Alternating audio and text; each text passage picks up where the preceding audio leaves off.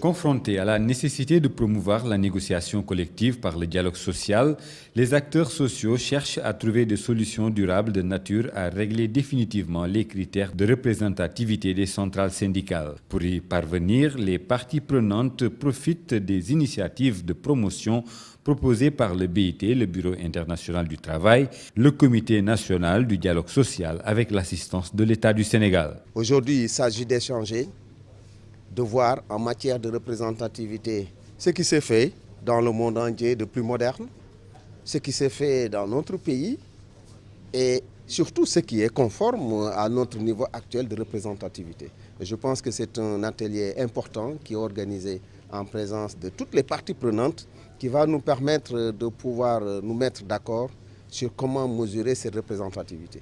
Si vous allez par exemple dans l'arrêté qui organise les dernières élections de représentativité, la représentativité telle qu'on l'a retenue, c'est de classer les centrales syndicales de la moins représentative à la plus représentative.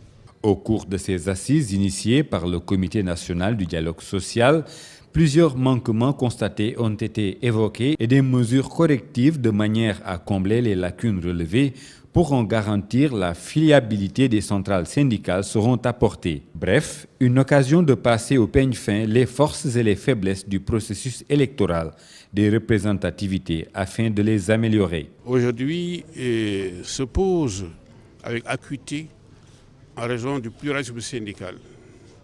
Je donne comme exemple, dans le secteur de l'éducation nationale au Sénégal, il y a 59 syndicats. Je dis bien le seul secteur de l'éducation nationale. Bon.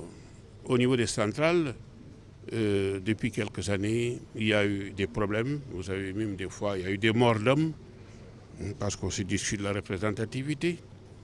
Et les travailleurs ont estimé qu'il fallait changer de méthode, de mode de détermination de cette représentativité.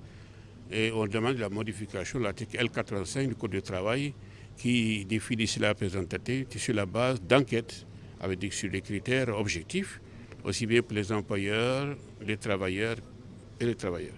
Ces ateliers tripartites de 3 jours sur la représentativité syndicale des organisations professionnelles, du patronat et des travailleurs devront parvenir à des conclusions consensuelles et constructives pouvant mettre un terme à tout désaccord préjudiciable à la promotion du dialogue social et à la négociation collective.